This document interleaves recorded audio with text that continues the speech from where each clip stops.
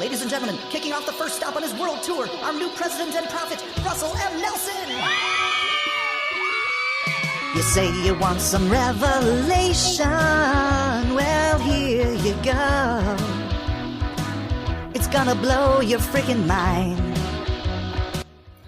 Hey, welcome back, everybody. Today we are May 22nd, 2022. Join Al Dives. We have guest host Christina here as well from Latter-day Ramblings. She's joined us. She's going to tell us a little bit about her podcast, and we're going to take a look this week at President and Sister Nelson's young adult devotional, The Church of Jesus Christ of Latter-day Saints annual humanitarian report analysis. See how much the church has been helping out the world around us, and I think you're going to be surprised. It's pretty good stuff. The church's response to a Mormon church leader who was convicted of sex abuse, and a cinematic analysis by yours truly of episode 5 of Hulu's Under the Banner of Heaven. Well, it's great to be with you. This is Dives, and we're joined by Christina. Christina, welcome to the podcast.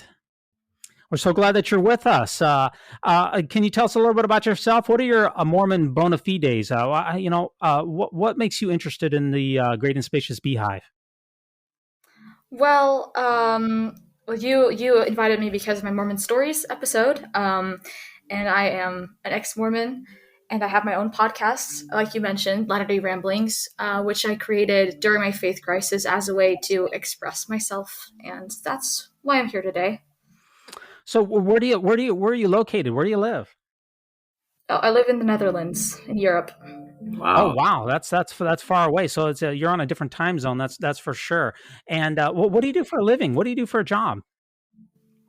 Well, I tutor kids, and I'm a student. Nice. Wonderful. What got you into podcasting? Well, like I said, I listened to a lot of ex-Mormon podcasts as I was going through my faith transition, and I just thought that it might be fun to start one by myself, just as a way to express the many feelings that I was feeling at the time. Well, we're so glad to have you on the program. We're going to be discussing a lot of things. We've got an action-packed episode, and we're going to kick this right off with the church's 2021 annual report, which was released from thechurchnews.com by Mary Richards on the 13th of May, 2022. So every year, the church gives a humanitarian report, which details what they're doing throughout the world to, to bless the lives of the humans that inhabit this planet. And the church is involved with 4,000 humanitarian projects in almost 200 countries. And that outreach includes an incredible $906 million from the church and 7 million hours of volunteer work. And it's just absolutely incredible when you read through this. There's global humanitarian initiatives that the church is involved. Almost 2 million people were blessed with clean water and sanitation projects. 600,000 students were involved with the church's perpetual education fund, which is loans for going to school, mobility projects, food security projects. The church has partnered with many organizations, including the Catholic Relief Services, Helen Keller, Shelter Box, you name it. There's clean water sanitation systems, food security, education resources, vision care, immunizations, wheelchair mobility access, maternal care, newborn care. And that's not to mention the emergency response that the church has been involved with. 1 billion vaccine doses distributed, 80 million pounds of food, 100,000 individual donors to church-sponsored blood drives, and also a significant COVID response. And that's also the church has responded to natural disasters, from tornadoes in the United States to global floods in Europe and the Philippines. It's really amazing. And also the missionary and member volunteers. 60 million pounds of goods were donated to Deseret Industries, which is the church's thrift store, and also 140,000 participants in self-reliance groups, 10,000 Deseret Industries associates served, and also 3,000 addiction recovery programs in 30 countries, 17 languages. The church has employment services. The church has humanitarian and Deseret manufacturing. They have Bishop Storehouse. They have emotional resilience programs. They have the Just Serve. The church is involved with that, with 62,000 new local community volunteers registered through Just Serve. They have what used to be called Mormon Helping Hands, but now is called Helping Hands. And the church has also donated projects in connection with Syria, talking about donating stuffed animals, organizing birthday supplies, assembling meals, delivering Valentines, tying quilts. I mean, the church it's really amazing. The church is really doing it all. It's just, I don't know. It's just really incredible. When you look at the amount of stuff that the church is doing throughout the world, it's quite a report. Yeah, they are very well organized when it comes to getting stuff done. That's for sure. They sure are. If you think back to the days of Joseph Smith and Brigham Young, Joseph Smith wasn't exactly known for his organizational skills, but Brigham Young really took the church on a new path of self-reliance, organization, and really mobilizing a lot of people to have maximum impact. Mm-hmm, and the church has done really well in that since that time of Brigham Young, I think. Now, the $906 million figure is a very interesting figure because if you look at the previous 2020 report, the 2020 Humanitarian report said that the church has only given $70 million. So we're talking about a massive increase in church charitable contributions. You went from 70 to 906 million. And I was really blown away. I was like, my goodness, the church has really stepped it up. I'm going to talk about a tenfold difference in helping those in need. But when you look under the surface, there's more than meets the eye to this $1 billion figure. And this is where our friends from over there at the Widow's Mite report come in. Nobody, I don't think, has a better handle on church finances and church numbers than the Widow's Mite report. They are the gold standard. So the report from the Widow's Mite report, they released a report to talk about the Humanitarian report. And sure, the headline says that the church expended $906 million. And that's much more than the previous year. But in contrast, this is the big thing. Where did that money come from? So what the church now is doing is counting donations from church members that are given to other church members or other people, which are normally considered pass-throughs. They're counting that as a church donation. So let me, I thought a lot about this. Let's pretend Al and Christina and Dives are all in the same church. We all go to the same ward. If the Lord has blessed Christina and Dives, and we donate $1 in fast offerings, but the Lord has not blessed Al, and he is in need. I'm poor. He's in need of some help. Well, the church then takes Christina and Dives' dollar and dollar, $2, gives it to Al, and here's Al, here's $2 for you because you're in need. In times past, the church did not count that as a church donation because fast offerings are generally kept at the local level among members in the same either branch or ward or same stake. But now in the church's Humanitarian report, they are counting these pass-through or rebranded member generosities as the church giving that donation. So the question I have is, who is giving the donation of a fast offering? Who is supposed to take credit for it? Is Christina and Dives supposed to get credit for that, or is that the church donating $2 to Al? Who is should be given the credit for that? I'll chime in on this one, and mostly just because we're in the United States, so I would think that under like United States tax law, that it would be the donor can claim it as a tax write-off. So like any charitable donation can be claimed on taxes. I'm not sure how things work in the Netherlands, but that's how it would work over here. But I would think that it would be the individual person, the member themselves that made the donation that could take credit for that. Yeah, they are absolutely getting the tax donation. Now, the church is facilitating that donation, though. I mean, they're consolidating those items. It's not always cash. It can be other things like people donate to Deseret. They're counting the Deseret Industries. When you go into Deseret Industries and give old clothes and things, they're counting that as well. So you do need the church to help facilitate some of these things. But the question is this church giving a rebranded member generosity? Who should be taking credit for that? Starting this year, the church is saying that they're going to take credit for that, which is a big departure from previous years. If you look back at the 2020 LDS Charities report, it says that since 1985, the LDS Latter-day Saint Charities and its affiliates have provided over $2.5 billion worth of assistance in 200 countries and territories. When you do the math on that comment, the church usually does around, according to that comment, around $71 million a year in assistance. That's why this 900 million figure is such a huge chasmic difference. You can also look at Elder Oaks, who gave a comment in 2016 that the church spends about $40 million per year on humanitarian projects around the world.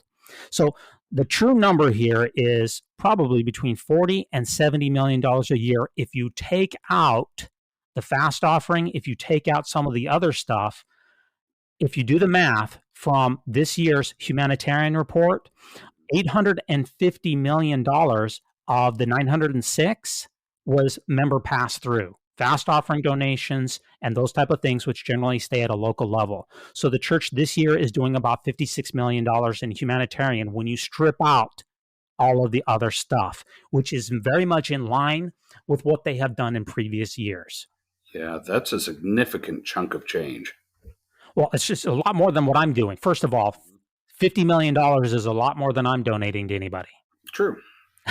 Yeah, but what was it? 850 million you're talking about coming from the members themselves? Right. 850 of the million is just fast offering pass-throughs solicited from members, given back to other members via the church welfare and bishop storehouse projects.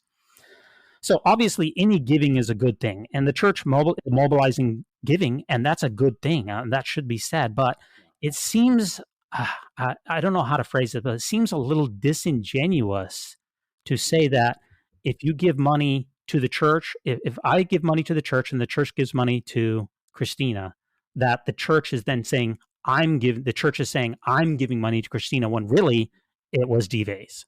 Yeah, for real. On like a more local level, say your Relief Society president takes up a bunch of donations of cold winter coats, take down to the homeless shelter, and then she goes down and makes a post on Facebook of her donating all these coats to the homeless shelter, saying, I went down and I donated all these coats, and takes full credit for everybody in her ward's donations. That's just real cheeky, isn't it? Well, and that, if you take that into the DI, let's take that a step further. If you donate those coats and drop them off into the DI, and then the church gives them or even sells them to someone else, then the church is saying, I gave the coats to someone else, when really it was a member's generosity, that Relief Society president's generosity of bringing the coats in to begin with. Yeah, or the church wouldn't have those. Mm-hmm. So is that Relief Society president, is she donating the coats, or is the church donating the coats? Yeah. And I mean, really, between the two of them, it was the members themselves that were taking up the donations and dropping them off at her house. Right. So, I mean, when you look at the report, it seems pretty stunning that the church it seemed like, wow, they're really stepping up their game. $900 million is a lot. Mm-hmm. But then once again, when you peel back the onion and you look under the surface, unfortunately, it's not quite as rosy as you would like it to have. Yeah. Pay no attention to that man behind the curtain. It's, they just pulled a little switch arrow on you. Yeah. What are your thoughts on this article, Christina? Well, I'm not sure. I mean, of course, it's good that the church is, trying to do good with their means, but there's a lot more that they could be doing. And, they have the responsibility, with all the power and all the money that they have the responsibility to do more than this, I think. Yeah. Remember, $40 million. Let's look at the numbers here. I'm a big numbers guy. So according to Ensign Peak, we have a $1 million surplus in tithing every year that gets put into, $1 billion of excess tithing gets put into Ensign Peak. So there's $1 billion. The church generates $10 billion a year from Ensign Peak. Ensign Peak is worth $105 billion. And they, think about maybe 9% stock market return. That's a general number. So they get about $10 billion from Ensign Peak. And then according to the Widow's Mite, the church also, from all of their commercial enterprises, remember, they own radio stations, they own newspaper outlets, they own KSL, they own what is the name of their insurance?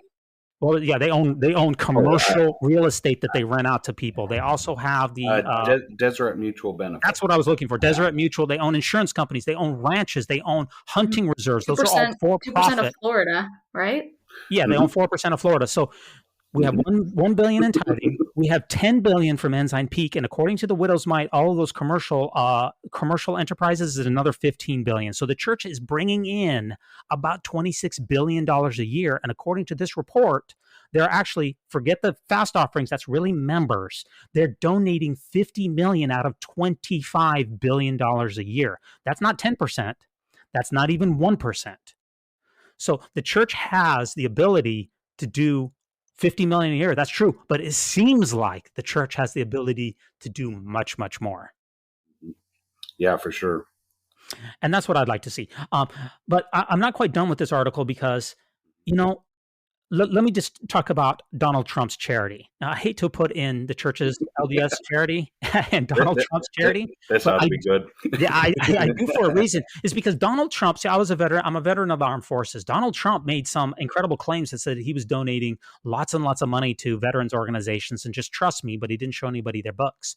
Well, some intrepid reporters from the New York Times said, well, we got to get to the bottom of this. And what they did is they decided to call every veterans organization in the world. There's several hundred of them, but they called all of them and they said, hey, has the Donald Trump Charitable Foundation donated anything to you?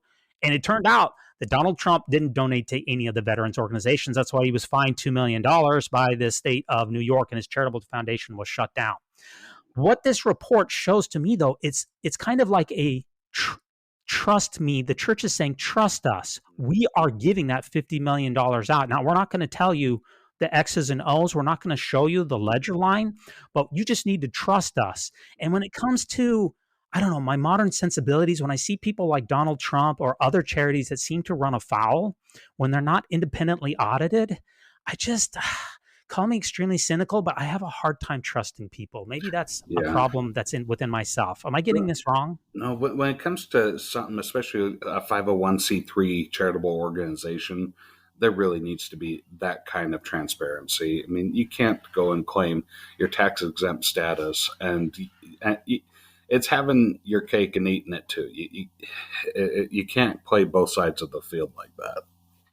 Now, the church did release, the article is just a summary. It's an executive summary. The church released a 48-page, more in-depth annual report.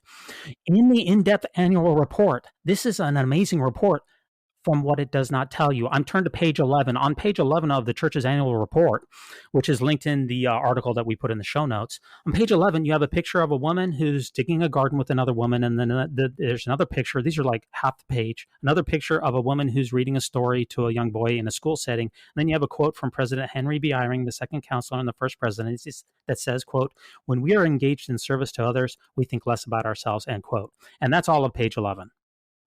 So this full detailed report, on several other pages, it has a picture of some sister missionaries who are anxiously engaged. And again, they're pulling weeds, but that's the whole page. There's no really figures. There's no really ledgers. There's no meat to this thing. There's not a detailed report that one would expect to be able to know that, yes, we are spending $50 million and this is exactly what we're spending it on. This is where that money is coming from. And that's what I would have hoped to see from the church. Yeah, especially if they're going to talk about being so transparent about things. And they do talk about being transparent in their donations and in their charitable giving. So I don't know why they would hide the figures. Now, if you look at I've only got a little bit to say on this, but if you look at the Community of Christ's reports, now remember the Community of Christ, that's the RLDS church, which, the Brighamite sect branded as apostate. But if you looked at their financial reports, guess what? They have independent auditors who come in and independently audit the Community of Christ and their affiliates. And they give a detailed report. And guess what? In their detailed report, it talks about the number of dollars that they spend on healthcare, the number of money on utilities, financials, materials, energy, how much do they spend on internet, fixed income, how much do they spend on healthcare, how much for buildings, how much do they have in stocks, how much do they have on, domestic equity, international equity. Guess what? Their report, which is 36 pages long, it does not have one picture in it. There's not one picture in this report because it's a real report of the church finances. It talks about this is how much we have in agency bonds, corporate bonds, foreign bonds. This is how much is in our mutual funds, fixed income, domestic income, international income. Here's how much cash we have on hand. Here's our liabilities. Here's how many mortgages we have. And here's our long-term debts. Here's our endowment funds. Here's how much we have to have in our pension to pay our retiring prophets and presidents. Al and Christina, help me. How is it that the Reorganized Church of Jesus Christ of Latter-day Saints, now known as Community of Christ, how do they have more transparency than the only true and living church upon the face of the whole earth? Your thoughts, Christina? Well, that is a good question. I don't know. I feel like the Church of Jesus Christ of Latter-day Saints just seems to care more about image than disclosing actual details and being actually transparent about their financials. But why? I couldn't tell you. I, for one, think that the community of Christ really needs to get more on the ball, because how are people supposed to know that they're supposed to feel good about this if they don't have pictures? Pictures are really Mm-hmm. important. Yeah. Right. So one thing in the Community Christ report is that they have a $15 million operating budget, and they just line it all out for you. This is how much we bring in tithing. This is our operating budget. And one thing the Community Christ has shown is that they have a deficit in their pension for some of their, they have a number of paid employees, and that their pension has a shortfall. It's supposed to be at 120 million for a fully funded pension, but they only have 94 million. So it's just showing you everything that here's what we bring in, here's what we pay, here's our assets, here's our debts, here's what we're working on, and this is what we're doing. How is that not faith promoting? How is that not helping people build confidence in their church? Well, and it doesn't sound like it's all that difficult, Dives. No, they have an independent audit who comes through and releases this report for them. So it's just a little frustrating for me that the church needs to hide behind these things. But the problem with hiding is there's no more places to hide. We know what's in Ensign Peak now. We know the church's real estate outline, what the church owns in real estate. And we have a very good idea of how much this is all is and how much tithing comes in, how much the commercial assets bring in. We're really, really close. So this worked back in the 1900s. Nobody had any clue. Back in the 1980s, nobody had any idea. We know now. So, it's kind of like the Gospel Topics essays. You could hide for so long, but the hiding time is over. We all know what's going on. So, and I guess even more fundamental than that, Dives, is, this is a church that proclaims to be very transparent about all this information. And yet this information is only released through leaks, whistleblowers, through lawsuits, through being dragged out of there by pulling teeth, from the Widow's Mite organization doing their estimate. So, the only reason we have this information is because we had to go in and pull it out ourselves. It's not like that just doesn't seem like the spirit of transparency to me. No, it doesn't. But for our listeners out there, if you have any feedback on what you think the church should be doing with regards to their finances and transparency, head on over to mormonnewsroundup.org. That's with 2 N's, mormonnewsroundup.org. Let us know your thoughts about what you think the church should be doing for their transparency and for their humanitarian efforts, knowing what we know about how much the church is worth. And that does bring us to our next article, which is Under the Banner of Heaven, episode 5. Yep, here I go. Okay, you guys. So episode 5 came out this week. And I always pick an article about this that's been published somewhere so that our listeners can go and get to the root of what I'm talking about. This one comes from Slate from May 19th, 2022 by Max Perry Mueller. The title of it is Under the Banner of Heaven Repeats the Book's Fundamental Mistake. So last week, we talked about the Deseret News' opinion, which was as close as we could get to the church's official opinion, where the Deseret News did a interview with Brenda Lafferty's sister. And she didn't approve of it because, and I got to hand this to her as well, that's she's right. They gave Brenda's journals to Dustin Lance Black to make this series.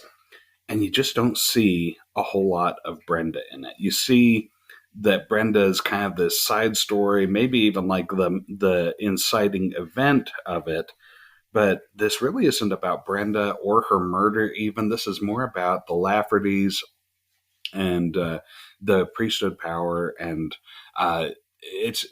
it feels, this series feels a lot like mansplaining. They could have gone for so many different perspectives on this, and yet it seems like maybe this is residual from Dustin's childhood. Maybe this is something that he still needs to figure out and deal with, but it just feels like he can't get past the perspective of a man. The fictional character that we get the point of view from is this Detective Pyrie. he's not even a real character, and yet the whole this whole series focuses around him and his feelings and his views and what's going on inside of him. So maybe that's easier for Dustin to identify with that rather than a strong-willed, more of a liberal mindset LDS woman from Twin Falls, Idaho, in the early '80s. But there's been all kinds of criticism about this series back and forth. In fact, I think Divas yourself, we talked about something that you said this didn't reflect your experience with Mormonism in the '80s, and that's completely legitimate.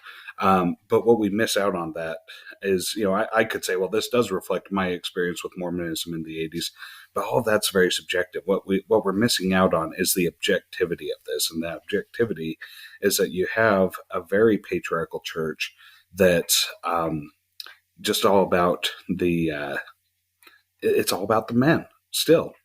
And then we got the one thing that's in this episode that I have to point out, it's the priesthood leadership does tend to get involved with the legal system, and that still happens today.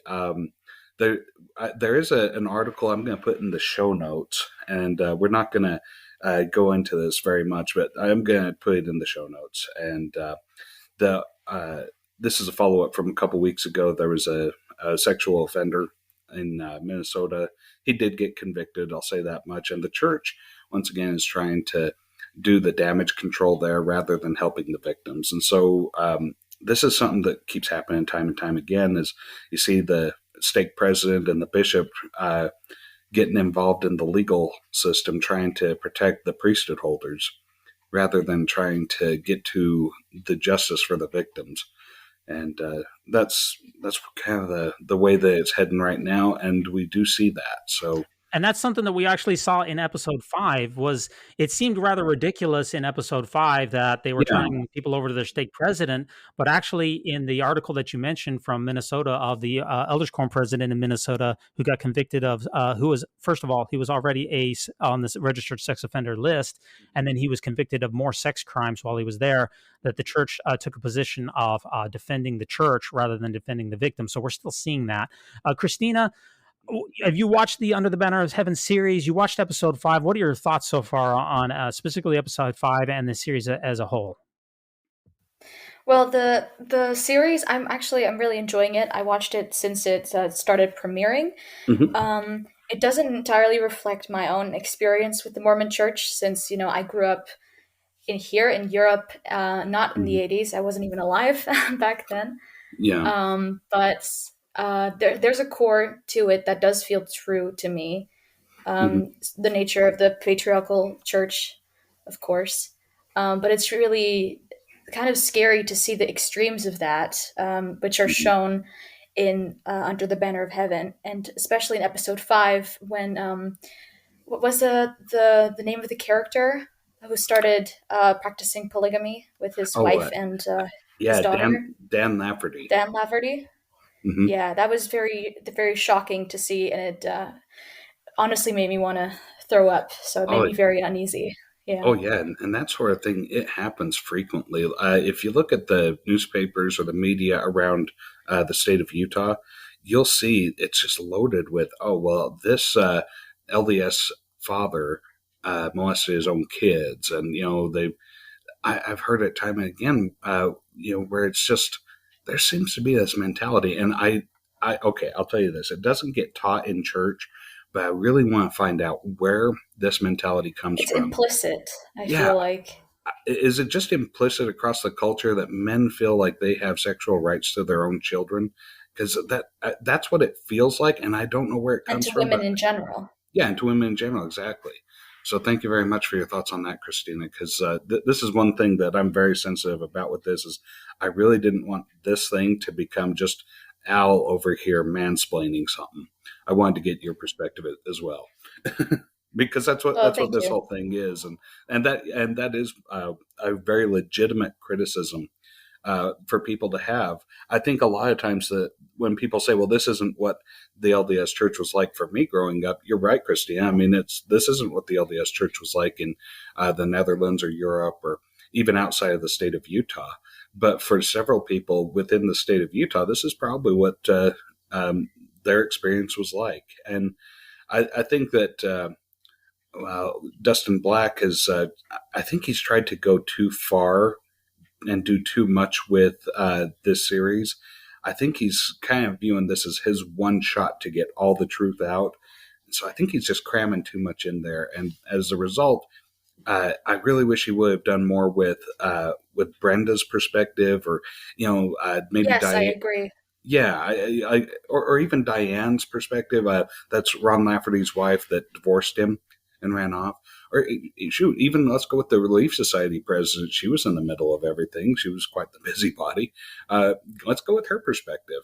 But instead, we get just more and more of the priesthood mansplaining going on, don't we? Yeah, that was a bit disappointing. Yeah. Yeah, for sure. So, I'll put those articles in the show notes. Anybody that wants to go read them, these are really interesting articles, and this is about the most legitimate criticism that I just don't see any way around that for Dustin Black, is that he just took the wrong point of view. Yeah, it does seem to be rather man-centered, and you wonder where these men get this idea that they can marry their daughters until you look at the founder of the religion, and he brought in people into his home who he said were his daughters, were his adopted daughters, and then he ended up marrying them at young ages, and so you really can't have a moral authority and say, well, we don't do that anymore. Well, do you condemn what Joseph Smith did? Well, no, we don't condemn it. Well, then it's going to perpetuate and lead to more of these types of circumstances. It's not just Joseph Smith, because Brigham Young and John Taylor and Wilford Woodruff also had very wide age gaps. Now, they didn't have the underage child brides that Joseph Smith had, but you're talking for Wilford Woodruff, a greater than 50-year span in between one of his marriages with his wife. And he was like, I don't know, I think he was like 75. He married a 21-year-old.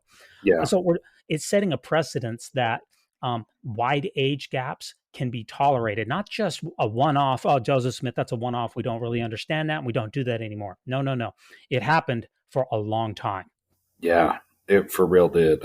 And that really leads us into our next article, which Christina is going to give to us about Joseph Smith and Google results. Yeah, so last week, May 13th, 2022, the account This Week in Mormons tweeted this. A colleague has been watching Under the Banner of Heaven and said, so Joseph Smith had 33 wives.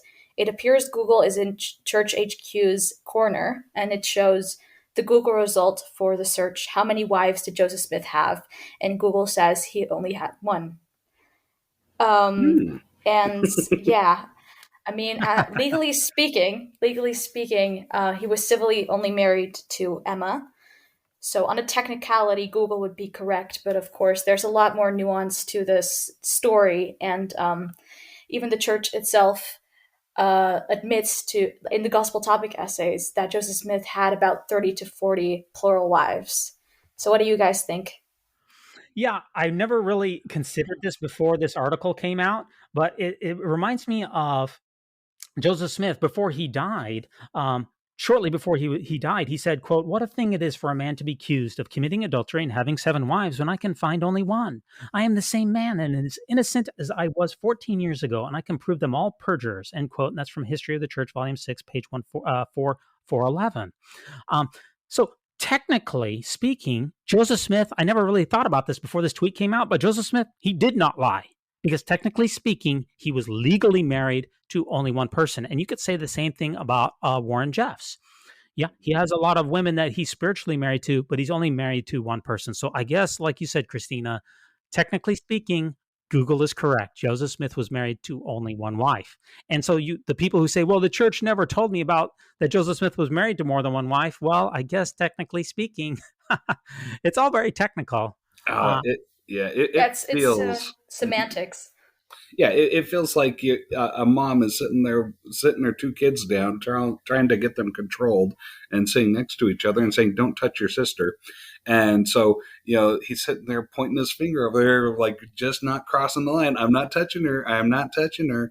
Like, okay, yeah, good job, Joseph. You've really skirted that issue. Technically, I'm only married to one by the laws of man. This goes back to the under the banner of heaven a little bit, but according to the laws of God, he's going to be sealed to all 40 of these wives in the afterlife. We have to walk that back just a little bit, because some of his sealings were apparently for time only. Some of his sealings were for time and all eternity. Some of his sealings were eternity only, and some of his marriages were time only. Mm-hmm. So, but after he died, by the way, a number of women posthumously sealed themselves to him so that they could be part of his, priestly or kingly line. So we really don't know how many people. What's the point of the time only sealings? What indeed is the point of a time only sealing? You're asking the wrong guy here. It's really just this sounds like an excuse that BYU students use to run down to Las Vegas and get married over the weekend and then have it annulled on Monday. Christina, remember, Joseph Smith was married to other men's wives, polyandrous. So some of those women were already sealed to their husbands. Yeah, they were already married. So they're already sealed. And a woman at that time cannot be sealed to two men, but a man could be sealed to two women. So when he married them, it was for time only. Yeah. Okay. So it's all very confusing. Yeah, well done, though, Christina, pointing that out. Yeah, for sure. I mean, that's just another hole in the argument. Yeah, that does bring us to our next article, which, we are sponsored, first of all. That brings us to our sponsorship. We are sponsored by signaturebooks.com. So head on over to www.signaturebooks.com. And we need to talk a little bit about their latest book, which has come out, which is on Susa Young Gates, who was the daughter of Brigham Young. And we're going to give you a little bit of a snippet of the first 40 pages or so of this book, which is very timely considering that we've been talking about Under the Banner of Heaven with polygamy, Joseph Smith's results, and now we have Susa Young Gates. So what happened in the first 40 pages of the book here that was written for Susa Young Gates, Al? I'll head this one up. Susa Young Gates, Daughter of Mormonism by Romney Burke is the title of the book. Just come out from Signature Books. This is about a very Romney Burke, I guess he was a doctor. And he talks about that a little bit in the introduction of his process of writing this book. And he's married to a lady who is the great-granddaughter of Susa Young Gates. And they started digging into their ancestry and genealogy. And they were able to find a whole bunch of documents. I mean, this lady, she was a writer, if nothing else. I mean, she left so many documents and so many papers. She left manuscripts and novels and drafts of novels and poetry. I mean, she was just, she loved to write. And so this guy poured over all these documents that she left behind and then compiled it into a very well-researched, very well-documented book all about the life of one of Brigham Young's, let's see, would this be one of his younger daughters? It's not from his first wife. It's from one of his latter wives. I want to say it's his 22nd wife. Yeah, exactly. From his 22nd wife. She was born in 1856. Lucky number 22. Yep. Mm-hmm. So Susa was born. In fact, it's kind of funny because there was controversy about her name even. And all this is in the book. I mean, this is really fascinating history. There's, so when she was born, they're like, well, what are we going to name her? And, they're like, I don't know what to name her. Finally, Brigham wasn't even anywhere to be seen. So he's like, they can't consult with the father who should give her, what her name should be. But her mother decides, we'll call her Suzanne or Susanna. It kind of depends on whether it's pronounced with the H at the end or not. But and then they just kind of they tousled around a little bit with the name, and sometimes they call her Susan, sometimes they call her Sue and Susa. It's just kind of how it went. She answered to all kinds of adaptations of her moniker, which I can understand. I mean, I grew up myself having about 50 different nicknames, and I still answer to all of them. So, yeah, I mean, D-Vase is about the only name I won't answer to nowadays. Yeah, so this is a really fascinating look. We're going to keep this brief because we are going to be talking about her in the future. But in the first 40 pages of the book, it really talks a lot about what took place in downtown Salt Lake City in Brigham Young's, really his kingdom of all of his wives and all of his children. He lived in a giant household of over 80 people. Yeah, and you can still tour this, the Lion House and the Beehive House today. Yeah, I toured them, and I honestly didn't realize that I had toured them in the past because I used to live in Salt Lake City, and I honestly didn't realize the history that I was standing under. I mean, it's an amazing story to see how a household of 80 people can be run. It's really insane. Christina and I were talking about this particular book, and she said that she had heard the rumor that Brigham Young did not take very good care of his wives. And that is not what I have read so far in this book. It seemed like he did take very good care of his wives. In fact, when the saints were suffering and when the saints did not have food to eat, it seemed like Brigham Young and his family were taken pretty good care of. Now, I have not gotten to the end of the book, so I'm not sure what the exact answer will be, but I am looking forward to reading the rest of it. And to our listeners out there, head on over to Signature Books and check out this book, and you will not be disappointed. Yeah, I mean, so far in the first 40 pages, D-Vase, even if you're not all that enthralled with Sousa, you're going to get a pretty interesting perspective on Brigham Young's ancestry and where his family came from, because I believe chapter 2 is all about the New England heritage of, Brigham Young was born in Vermont, but boy, his grandfather and great-grandfather, they all moved around like all over the place in New England. So yeah, really good read. They sure did. Now, our next article is about Mormon missionaries on TikTok. Mm-hmm. Yes. So this article is published by Salt Lake Tribune. Let me just pull it up. Mm-hmm. Because D-Vase had to send it to me in screenshots because I don't have access to the Salt Lake Tribune. Mm-hmm. That is very unfortunate. It's a very exclusive publishing. Yeah, it says, the title is TikTok or Tracting. LDS missionaries are singing, dancing, and preaching online, but do these videos work?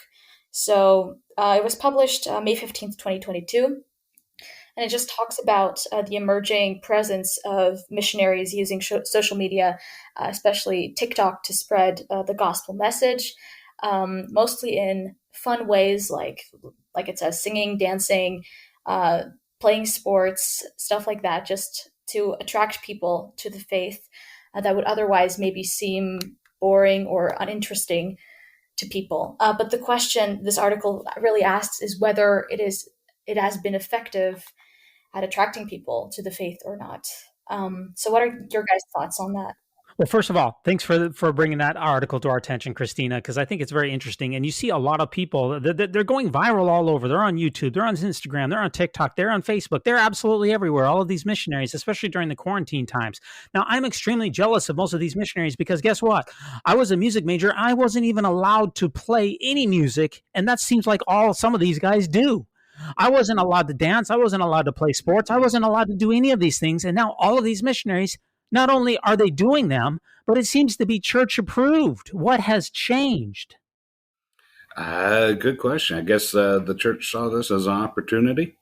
I think that this change happened pre-COVID even. I think the COVID shutdown brought it out.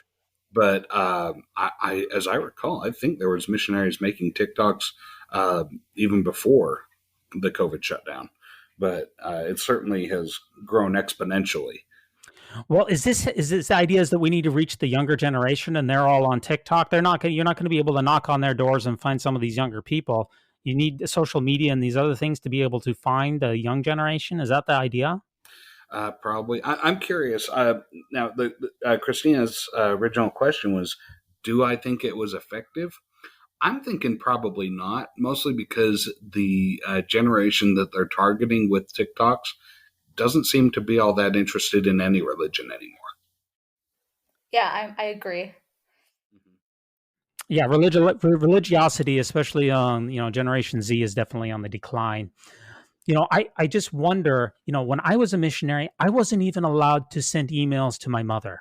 I had one day off a week, preparation time, and computers were considered honestly, they were considered evil. I know Mhm. some people Yeah. don't believe me, but they really were. I had to write handwritten letters to my parents, who were both divorced at the time. And I didn't have a copy machine, especially if I was out in the middle of nowhere. I had to write the same letter twice to my mother and father instead of going down to a public library and writing an email into my parents. And by the way, my father was not active for the entire time of my mission. He eventually came back into activity. But do you think my faith promoting stories for my mission would have helped my father come back to the church? They sure would have. And if I had been able to send him emails, he would have been able to get a lot more information about it. So maybe the church wised up that using some of this technology and some of these things can really help get the message out. Yeah, the church has proven over and over again that they're not afraid of change. They just really seem to drag their feet until they are certain that it's the change that they want to make. So, I mean, giving missionaries laptops and tablets and cell phones, these were things that were around when I was a missionary. Well, maybe not tablets, but cell phones were around. But even then, missionaries weren't allowed to have them. Laptops were around. We certainly weren't allowed to have them. I think, Al, you carried around typewriters, as I recall. You know what, Dives? I did. I had this electronic typewriter where I would pack it in my suitcase with me when I went apartment to apartment. I could type out an entire email or an entire letter and then just hit print and feed the paper into it, and it would just print everything that I'd just written. It was a really awesome typewriter. Yeah, if you want to learn more about your humble host, by the way, head on over to Patreon, and we've got a couple of interviews of each other, and you can learn more about our backstory. But again, going back to Christina's question, is this effective? If you look at the church's conversion numbers, and I know that they're during the pandemic, I get that the pandemic slowed things down, but if you look at convert baptisms, it's not very impressive. Let me just tell you a quick story of a missionary who I was talking to, who was a member of the military, and he was there for 1 weekend a month sort of thing. He came back from his mission from California, and he was talking about, during his mission, a lot of California was locked down. I mean, California, Governor Newsom locked down California harder than any other governor out there. These missionaries could not go door to door. They could not do anything. He spent most of his mission on Facebook, TikTok, Instagram, and cold calling and cold email and cold texting people. And I asked him about the effectiveness of his mission and those efforts. And let me tell you, he said, well, we had discussions with 4 people, not 4 baptisms. We had discussions with 4 people. The amount of effort that goes into these TikToks, YouTubes, and other things, and the amount of time that these missionaries are spending out there trying to contact people in this manner, for him, he said it was one of the least effective things that you could possibly do. And I understand that is only one person's perspective, but if you look at the convert baptism numbers, they seem to be declining.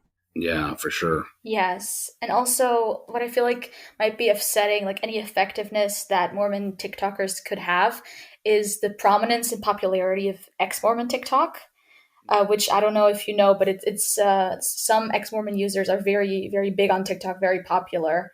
Oh, yeah. And so people are more familiar with that than with Mormons. And so they feel like less attracted to it, probably.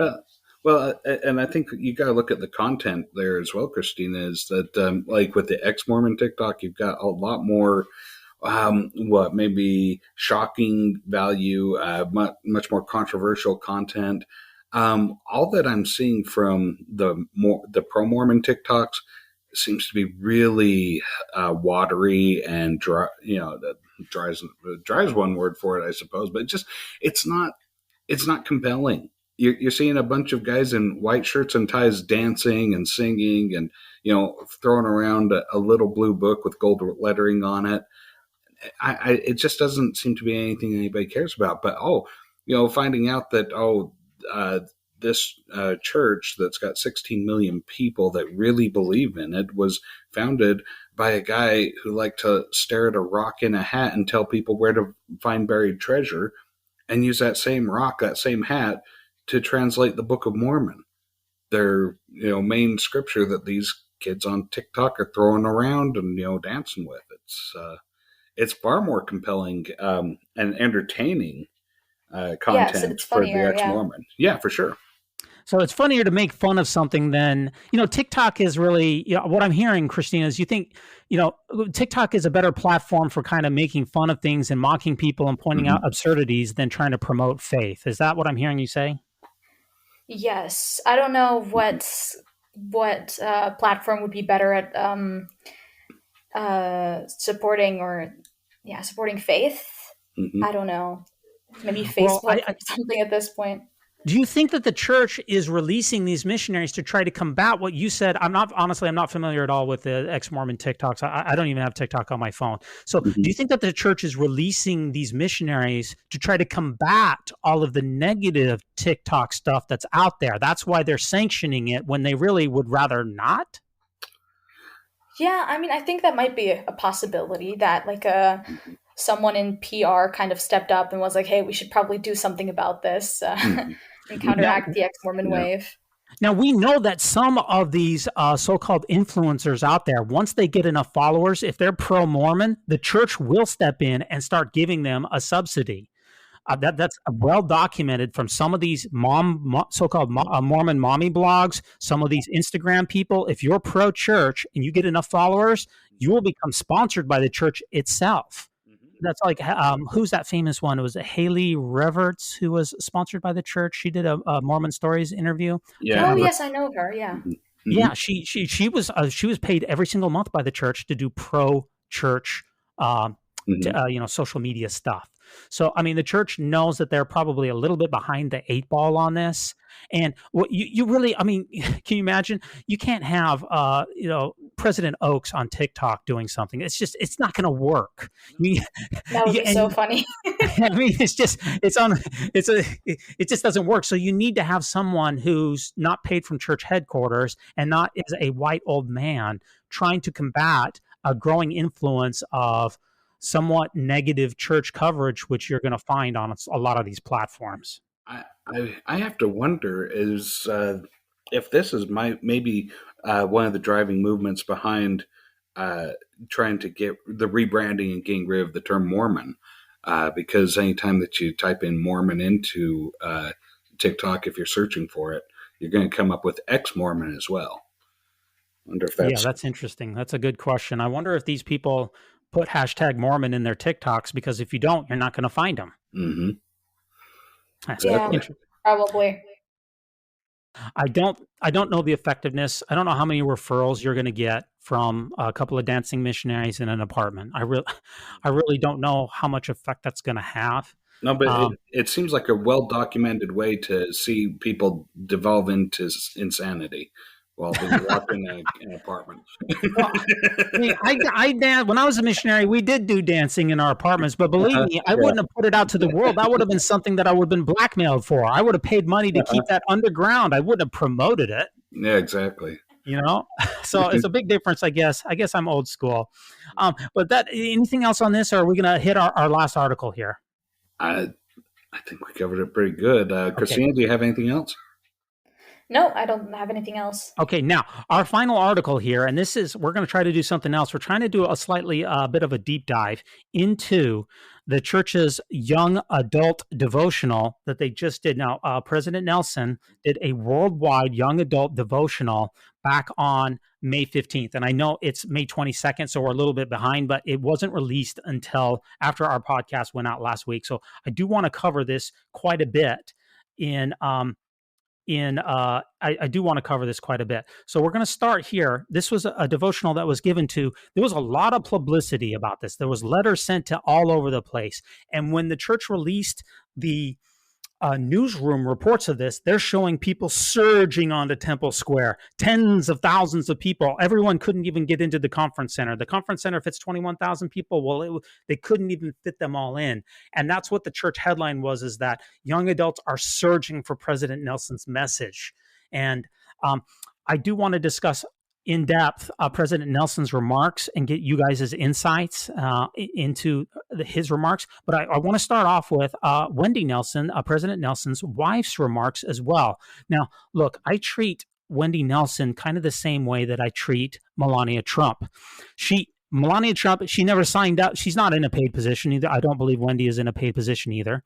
She's not really, Melania Trump doesn't have any legislative authority, and Wendy does not have any doctrinal authority. So they're kind of people who are in the picture, but they're not really people who I don't think you can criticize. If, say, for instance, Melania Trump, the former first lady, if she didn't quote unquote do her job, I don't see what criticism you can lob at her because it's an unpaid position. So I think that criticism of Wendy Nelson should be pretty minimal because her thoughts are really not binding. She doesn't speak for doctrine and she does not represent the general authorities of the church. So, but I do want to bring up one thing that she said in her speech, and I'm trying to do something new. I've got these clips lined up, so I'm hoping that this is going to work out very well. We're going to find out here, but let me play a clip from Wendy Nelson at the devotional. Let's hope that this plays well. Gratefully, the Savior has paid the price for every gift of the Spirit we will ever need to help us.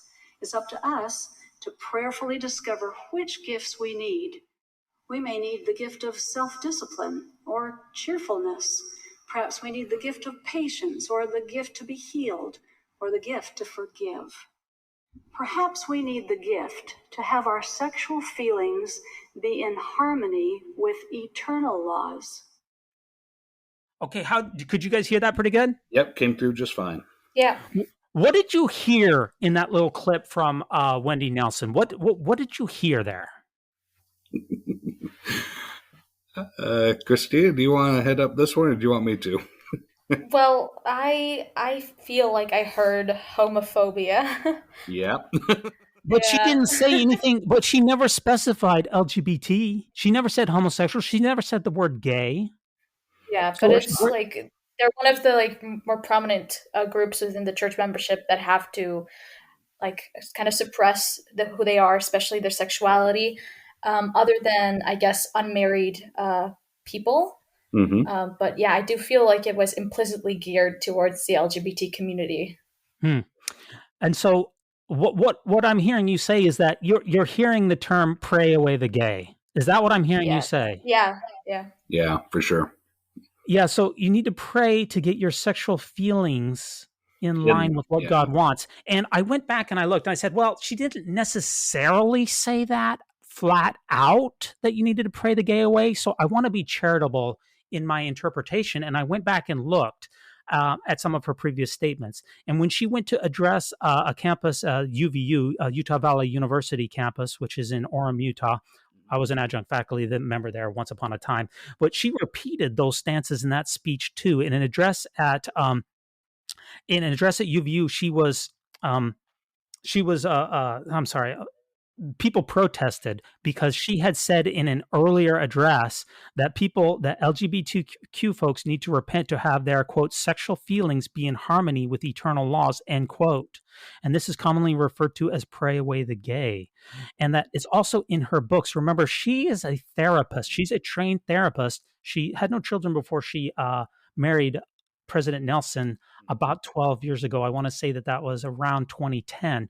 So it's not that you can say with Wendy Nelson that she doesn't know any better because she's a trained she therapist. knows exactly what she's saying. Right. You can't just say, okay, she doesn't really, it's not necessarily what she meant. She has previous statements that say that people need to repent and have their sexual feelings be in line with eternal laws. But honestly, I thought that we weren't doing the pray the gay away thing anymore. I thought that was behind us. We're still doing pray the gay away? I thought that was ancient history. Isn't it still very recent that the church advocated for conversion therapy like a decade or so ago? For sure. Yeah.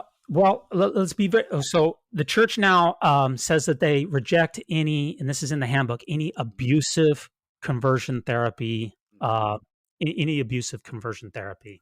Yeah. But even as much as you said, even 10 years ago, some bishops and stake presidents were still sending openly gay and lesbian people to church-approved LDS therapists who were still engaging in so-called conversion therapy. Now, they've kind of walked that back a little bit, but the pray the gay away thing, that is really a scientific claim.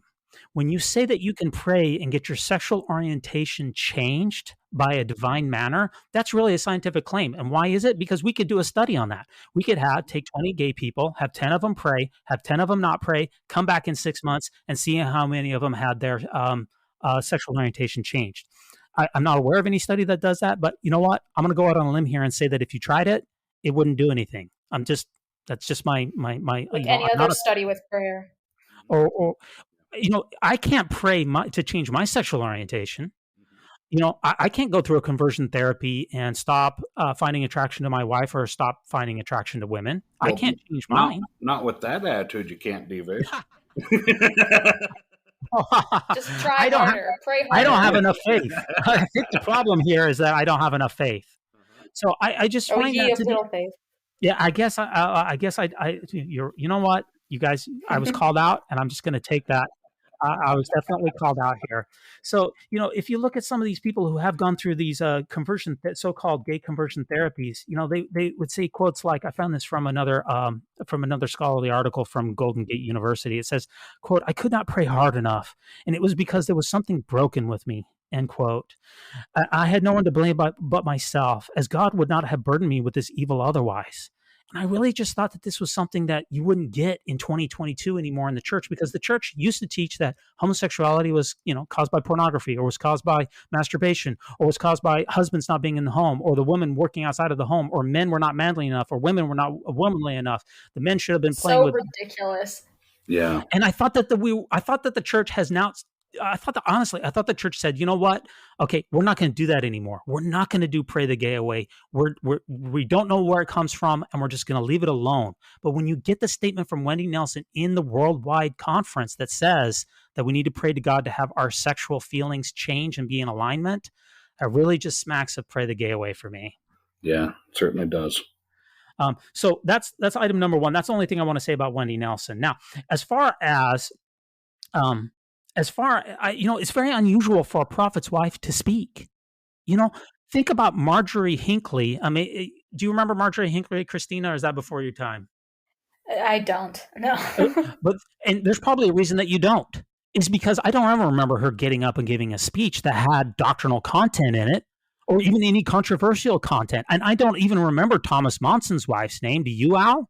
No, I don't. No, we don't remember these people because. All that I remember about Marjorie Hinckley is they would bring her out to talk to the Relief Society from time to time, and they would always ask her about her husband, Gordon B. Hinckley. Yeah. But I thought that it was very unusual to bring her out and give anything that had any doctrine on the church, which I find very fascinating. But I thought that President Nelson, his overall comments, I thought that he had a great rapport with his audience. And he's 97 years old. Unfortunately, all of my grandparents are dead. On both sides, I don't have any grandparents right now, but my wife's grandparents are still alive, and they're in their 80s. And believe me, they are not as clear. They are not as cogent. They are not all there. So I thought President Nelson had a real good command he had good rapport, good command of his subject. He was very clear. He was very lucid. And this is in contrast to some of the previous presidents. When they get up there past their 90s, good luck trying to get them even through their teleprompter. So I give him if I'm as lucid and clear as he is when I'm 97, I will be consider myself very blessed. So he cracked a couple of jokes also, which I thought it showed his humanity. Let me play one of those quotes for you. Hopefully I've got these queued up very well. In short, I have lived a long time, and at this point, I have stopped buying bananas. Me too.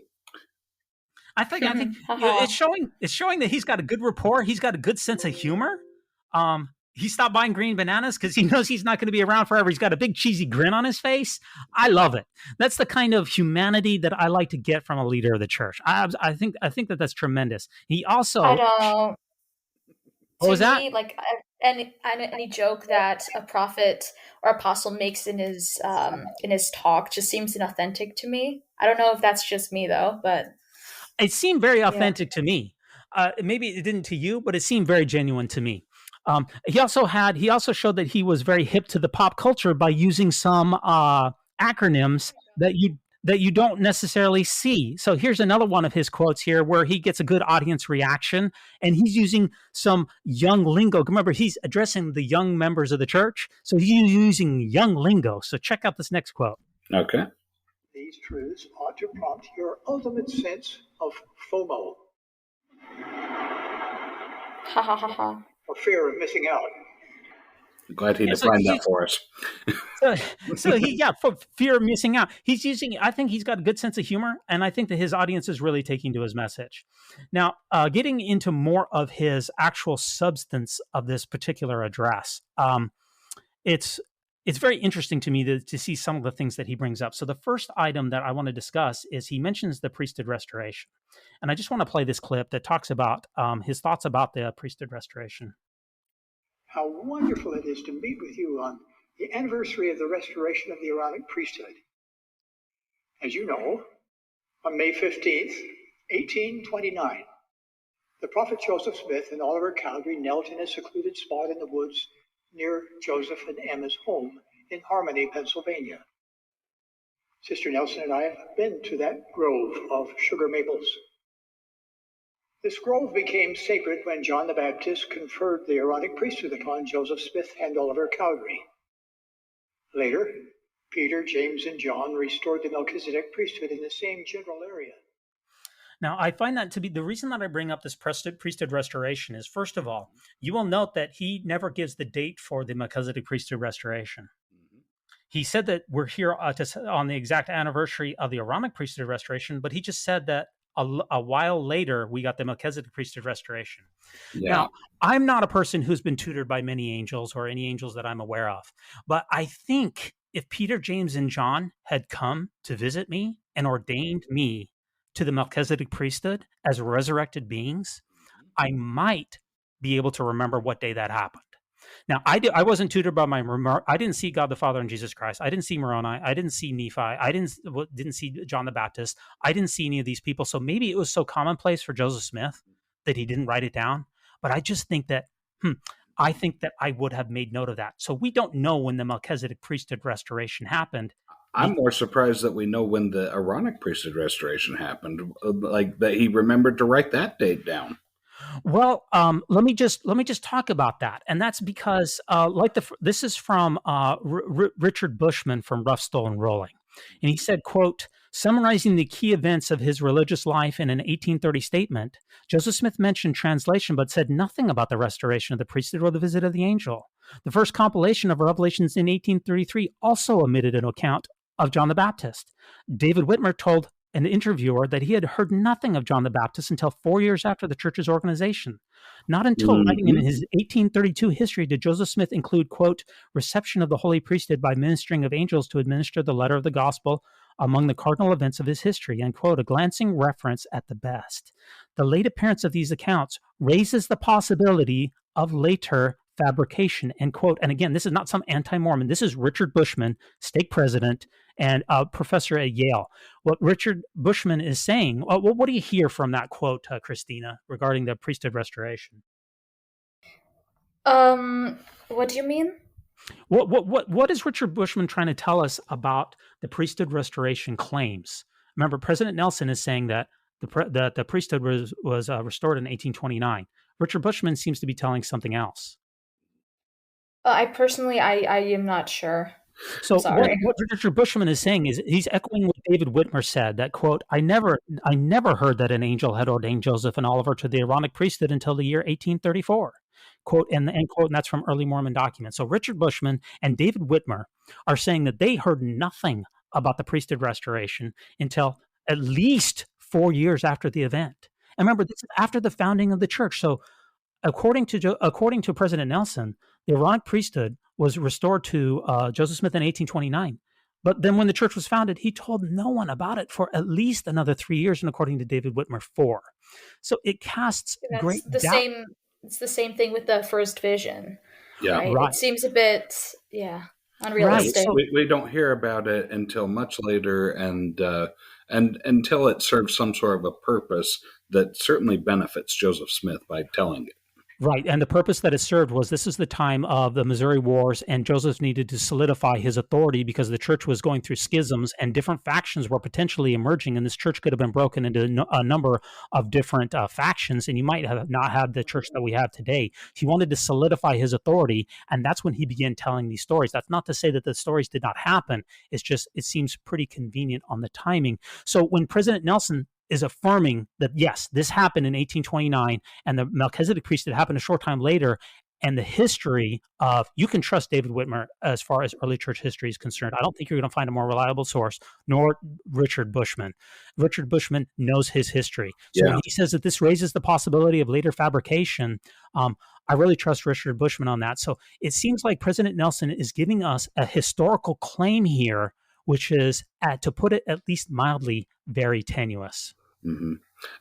David Whitmer's relationship with Joseph Smith in early church history is very fascinating to me, because it seems like Joseph earlier on was talking to David Whitmer like, okay, well, I'm going to be the translator and kind of this seer, but we're going to need a real strong leader, and you could be that strong leader of the church to kind of be the president and to head things up. And, David Whitmer was very ambitious. And when the church left Kirtland, David Whitmer tried at that time to overthrow Joseph as a fallen prophet and tried to take over the reins of the church. Yeah, and I that's why I trust David Whitmer a lot, is because he left the church, he was excommunicated, but he never recounted his testimony. So when he gives evidence of the Aaronic priesthood and the Melchizedek priesthood restoration not being mentioned ever, I really put a lot of stock into it, and that's why Richard Bushman does too. So it's just tough for me when President Nelson is making a historical claim that seems to run counter to what one would expect. It's difficult for me.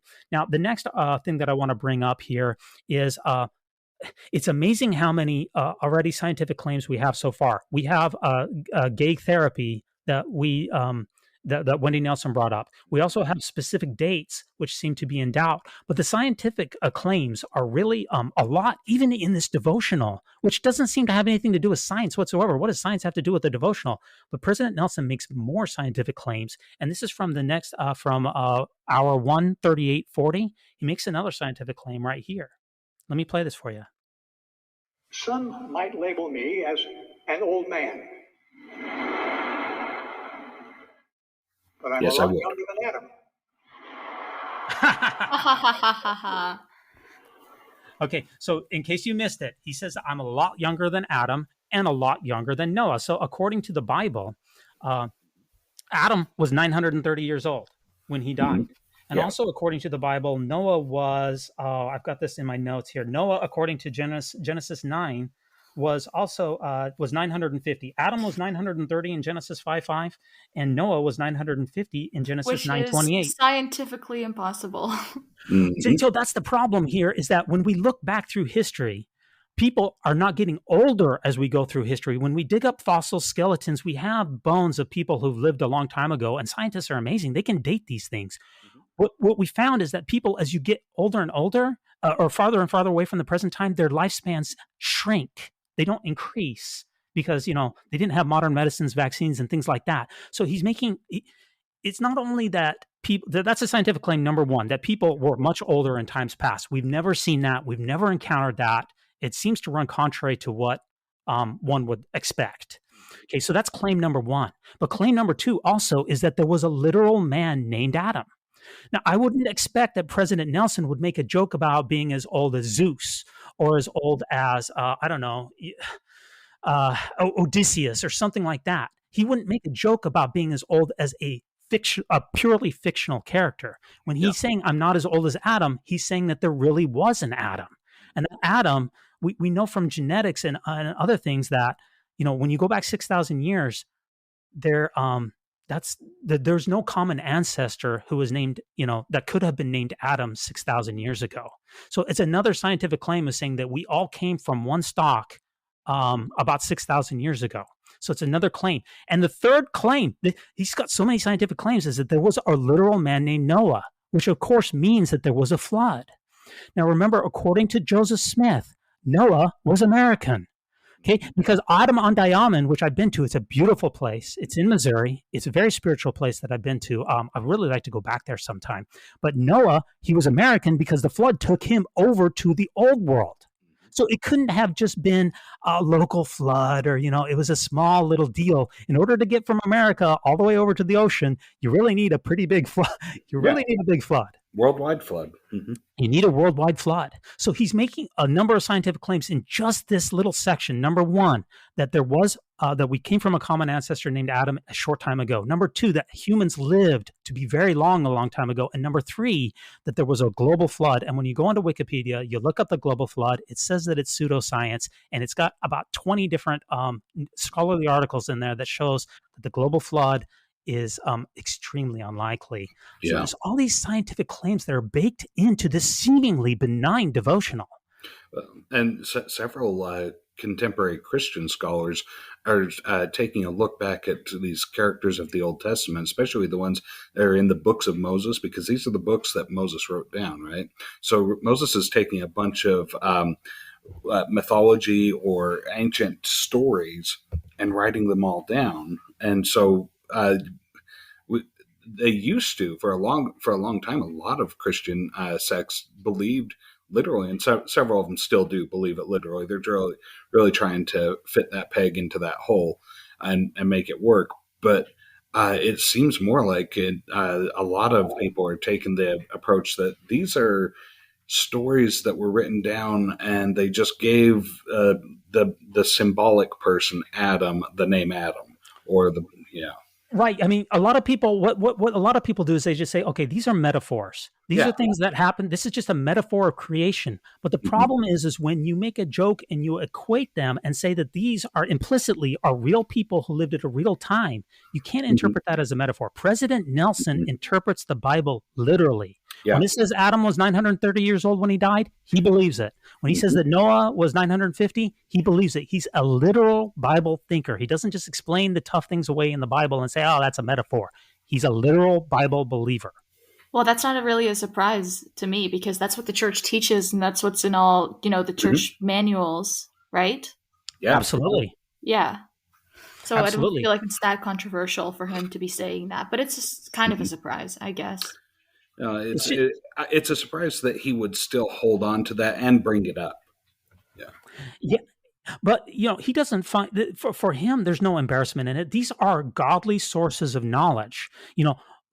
That's what the whole point of this devotional was, is that it was contrasting worldly knowledge and secular knowledge with what we have from the scriptures, and what he calls in the devotional, he called it truth-filled sources. And the truth-filled sources, they trump what you can get from university learning. So it does not matter if scientists are in almost unanimous agreement that there was no Adam-like person who lived 6,000 years ago. That doesn't matter, because truth-filled sources are your most important source of knowledge. And as I've said before in our podcast, when science and religion get into contrast with one another, and people have determined that the scientific aspect is true, that can be a big problem for their faith. Sure can. Now, remember, if there's no Adam, if there's no literal Adam, you could say, okay, well, Adam is a metaphor. If there's no literal Adam, if you think about the endowment ceremony, then there's no need for an atonement. Because as in Adam all die, so in Christ shall all be made alive. You need a literal Adam to have. Remember, Adam was the first Adam. Jesus was the second Adam. So you could say, well, this happened a long time ago. This Adam and Eve thing, that didn't happen 6,000 years ago. Well, here's the next quote that I'm going to give you from President Nelson's talk. It's just amazing how many scientific claims that he makes in a seemingly innocuous devotional. But here's the next claim. When did Adam live? Let's find out. Heavenly Father has sent his children to earth for more than 6 millennia. Most of those people have not yet received the ordinances that would qualify them for eternal life. Okay, so how long has he been sending? How long have humans been on this planet? 6,000 More than years. 6,000 years. Is that a true statement? Technically, yes. Why is there so much technicality? Joseph Smith technically had one wife. Why is there so much technicality? Yes, for more than 6, that's true. Humans have been on the planet for more than 6 millennia. That is a true statement. The actual truth is that they've been on this planet for about 2.5 million years.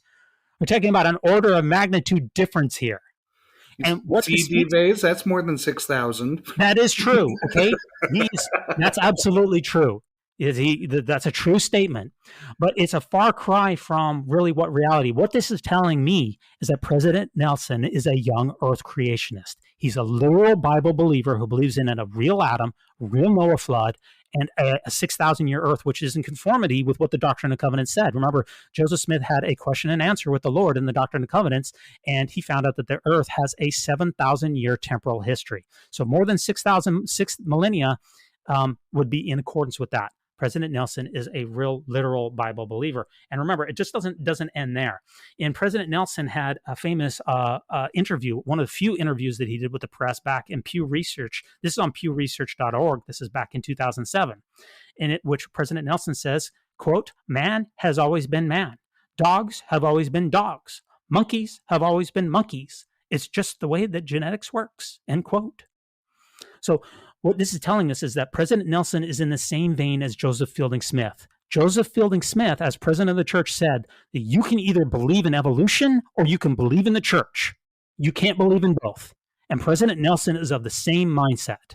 Young earth creation, no evolution. Yeah, effectively what he has done is where other scholars or like religious students would be trying to fit that peg into that hole, he's effectively closing the door on any kind of alternative explanation. So it can't be metaphor. He's closing that door. You bet. And remember, just one last thing on this, all of this young earth stuff. In April 2012 General Conference, Elder Nelson stated, quote, "Anybody who studies the workings of the human body has surely seen God moving in his majesty and power, because the body is governed with divine law, and healing comes by obedience to the law upon which that blessing is predicated. Yet some erroneously think that these marvelous physical attributes happened by chance or resulted from a big bang somewhere. Ask yourself, could an explosion in a printing shop produce a dictionary? The likelihood is most remote, but if so, it could never heal its own torn pages or reproduce its own newer editions," end quote. So again, he thinks that evolution is kind of a chance sort of thing, and it's not likely to happen. So this is all in line with what he has said in the past. He continues to echo God is also not likely to exist. Yeah. In the same vein. So even in a talk that is really about, I don't think that the young adults, Christina, help me out. I don't think that the young adults were going to this particular devotional to hear all of these scientific claims. I think that they have a lot of other things in their lives that matter to them rather than all of the science, but he cannot divorce himself from all of the science that is inside of him. You can't just divorce the scientific part of the church and the faith field and say, it's okay that, I don't have the answers to these science things, because they come up all the time. Mm-hmm. That he's making a dangerous statement there as a doctor. He's saying that the way that healing happens is by obedience. So essentially he's saying that if you want to be healed, you need to repent and be obedient to some sort of law. A lot of you may not even know what law it is that you're breaking or that you're not being obedient to, but that's the claim that he's saying, which is a scientific claim again. And so what does the 24-year-old cancer patient that didn't ask to get cancer? They're all of a sudden, let's say they got thyroid cancer. Their thyroid just all of a sudden went berserk and started growing this excess mass on it of cells that are dead, but they keep reproducing more and more dead cells, and it just eats away at them. He's saying that person needs to repent of something in order to get healing. I'm disgusted by that claim. Well, if dogs have always been dogs, then why do they share 99.5% of their DNA with wolves? That's an odd thing. Why? It's kind of a trickster God. God made wolves and dogs so similar on their DNA level that anyone who looked back and look at it would think that they were associated. Chimpanzees and orangutans and humans, we share 99% of DNA as well. With orangutans, our closest nephews or cousins, or however you want to say it, we share 99% of DNA with them. It's kind of like, well, why would God try to trick us? Why wouldn't he have the DNA be a little bit different so that we didn't think that we had evolved from a common ancestor? Yeah, well, I actually know some Mormons who believe in evolution when it comes to animals, but not when it comes to humans, which is a very confusing stance. But maybe God just likes to copy paste his creations. I don't know. It's hard to know. I've only got two last clips here that I want to play. So here's one more clip for us, and then we're going to be wrapping things up. Let's get our reaction to this one. Can be be fun and indicate your support for any number of positive things. Many labels will change for you with the passage of time, and not all labels are of equal value. But if any label replaces your most important identifiers, the results can be spiritually suffocating. For example, if I were to rank in order the designations that could be applied to me, I would say, first, I am a child of God. I'm a son of God. Then, a son of the covenant, a disciple of Jesus Christ. And those are the three labels that he thinks are most important in your life, is that I'm a child of God, that's a label. I'm a son of God, that's a label. And a son of the covenant, that's a label. And then he puts his other labels much further down the line. For instance, being a husband or a father or an apostle or having a PhD or anything else. Those are the most important labels that a person can have. But I really want to talk about that labeling system. And I think that according to church teachings, God really cares about your sexual orientation as well. Whether you're LGBTQIA+, that really matters a lot according to the church teachings, because you really can't, it just matters a lot, doesn't it, Christina? Whether you're LGBTQ, that label would really matter to God according to church teachings, right? Yeah, it does, because it definitely inhibits you from living a certain, living the lifestyle that you would want for yourself and expressing who you really are. And it could potentially bar you from the celestial kingdom, because if you're gay and you're trying to live the church's teachings, then you can't marry anyone in the temple. And remember, the celestial kingdom is for people who are married to members of the opposite sex and are sealed in the temple. So it seems like that label would be really important to God, but he doesn't bring it up. Okay, another label that I think is very important according to church teachings that he doesn't discuss is race. Why do I say that? Well, for 150 years, your race was really important to God if you were black. You couldn't go into the temple. You couldn't have the priesthood. You couldn't get endowed. You couldn't be sealed. You couldn't have the blessings of the gospel. You couldn't even go into a priesthood quorum. So race was really important to God for a long time, and not just during the blacks in the priesthood. Think about the biblical times. Only the Israelites were the chosen people. Everyone else was, ripe for, genocide or was not the chosen people. If you were an Israelite, then you weren't chosen person. So your race really matters. And same with Nephites and Lamanites. If you were a Nephite, you were good to go. You could have the priesthood. You could be blessed. If you were a Lamanite, you were dark and loathsome. If you were a Nephite, you were pure and delightsome. Race, according to the church's teachings, has been an incredibly important part of our history. But that's not one of the labels that he thinks is very important. And I wonder why. He's guys focus on some interesting things here, and you make a very good point that he's skipping a lot of the things that have been traditionally taught as super important. Right. And I also want to mention one other label that he doesn't bring up, and that's your age. So your age, according to the church teachings, is very important to God as well. And you're like, well, yes, it is. How could that be? Because why does God care if I'm 45 or if I'm 55? It makes no difference, right? Actually, it does. It makes a big difference. So whether the age of accountability is 8 years old. So if you're 7 years and 12 months and 11 months and 28 days, you can commit no sin. And if you die, you go straight to the celestial kingdom. As soon as you turn 8 years old, you can start committing sin and you could eventually be a son of perdition. So your age being 8 years old, that's a really important thing to God. Also, when you turn 12 years old, if you're a boy, you can receive the priesthood. If you're a girl, sorry, no luck to that. But same with become 14, you become a teacher. 16, you become a priest. And if you're a girl, you can go on a mission when you're 19. If you're a boy, you can go on a mission when you're 18. All of these ages are very important to God because they're part of your progression according to church teachings. Your age is a really big deal. But he doesn't bring up age as an important label, even though according to church teachings, it is. Have you ever met a child that's, younger than the age of 8? Age is extremely important to them, even down to the months or fractions. Yeah, they are. And I also, just a couple last things to wrap up on this. I thought that President Nelson also, he was very active in addressing doubts. And we don't have time to go through that, but I find it remarkable that the president of the church is really in a public forum talking so much about doubts. I don't remember President Hinckley ever talking about it. I don't remember President Monson really discussing it, but it seems to be coming up more and more. I think President Nelson knows that the church, that there's a lot of doubts that are taking place in the church. And I think he's really trying to address it.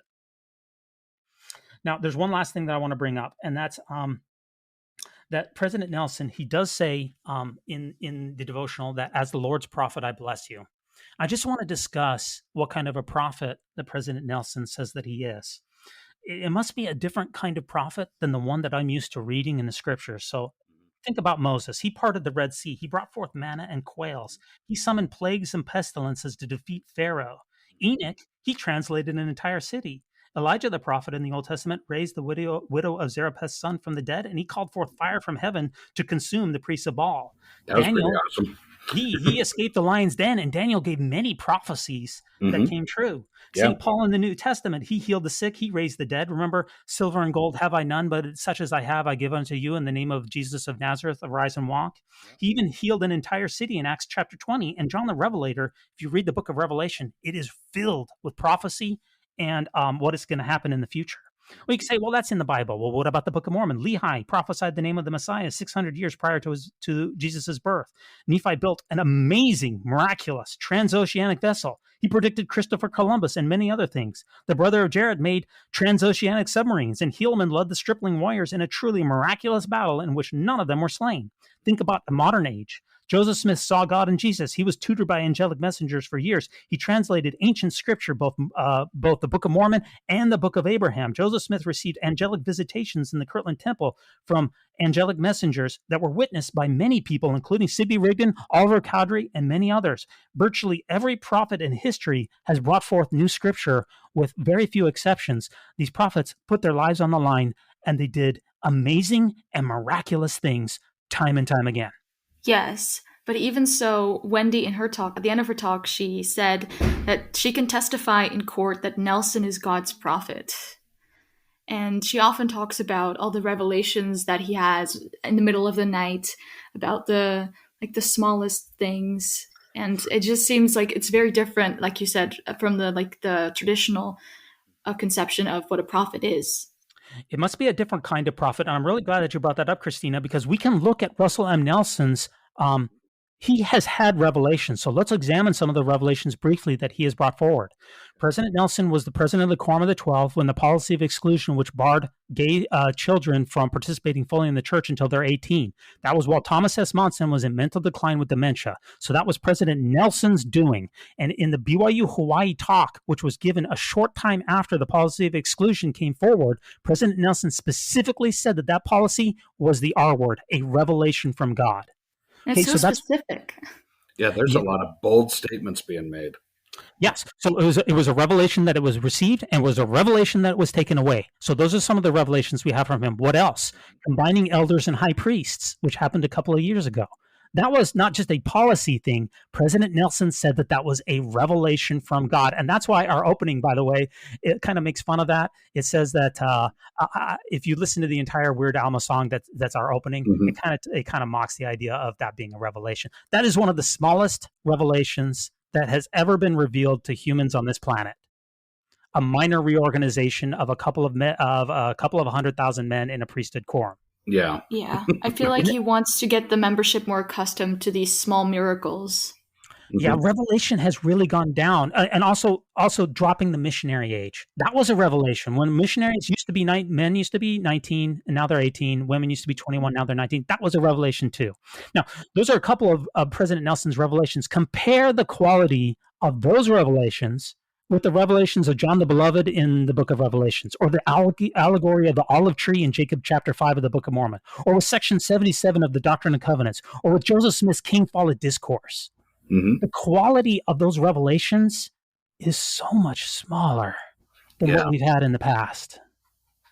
I guess God doesn't expect as much of us anymore.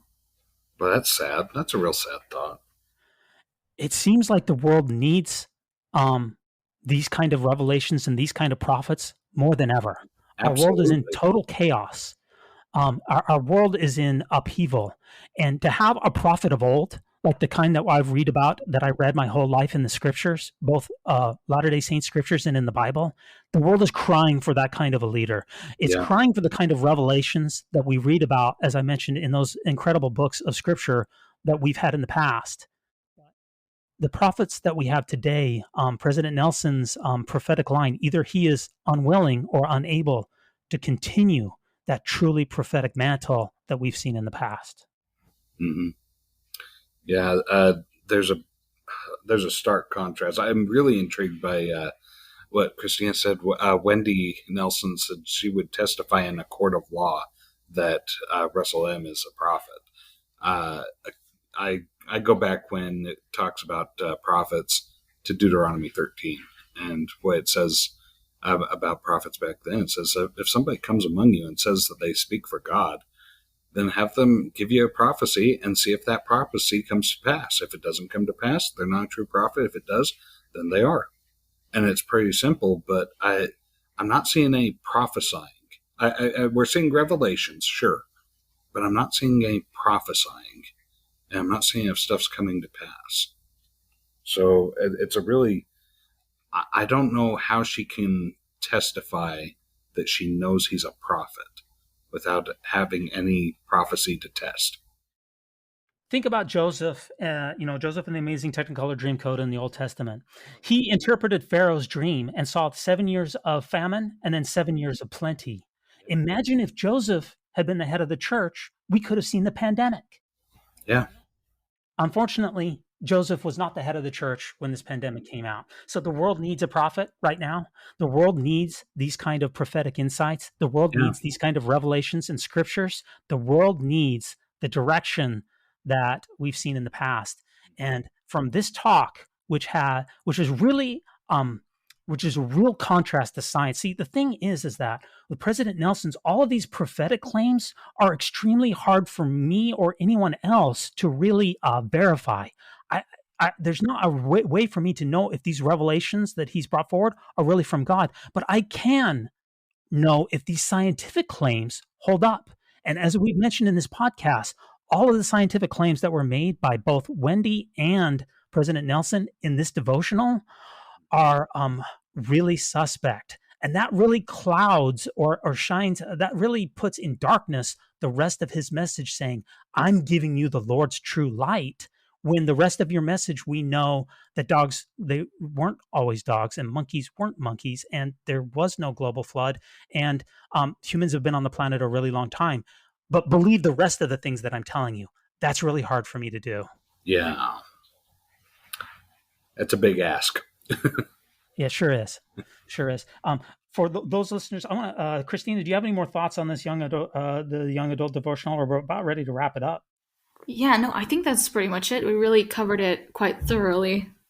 If you listeners out there have any comments for us, drop us an email. We're at kolob@mormonnewsroundup.org. That's KOLOB @mormonnewsroundup.org. Or visit us on Twitter. We're at News Mormon. Or visit us on Facebook or YouTube. Drop us a like. Drop us a subscription.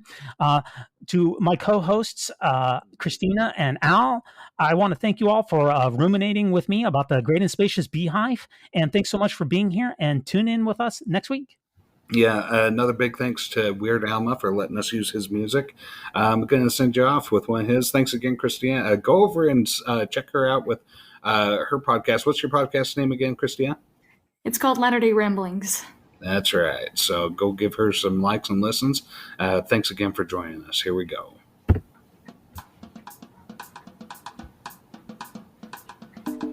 When it comes to nicknames of the church, such as LDS Church, the Mormon Church, to remove the Lord's name from the Lord's church is a major victory for Satan. Satan. Please allow me to introduce myself. I'm a being with no moral constraints.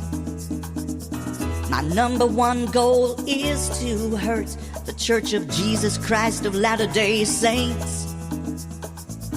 So many evil things I could do, but still my favorite way to oppress is to call the church members Mormons or abbreviate to LDS.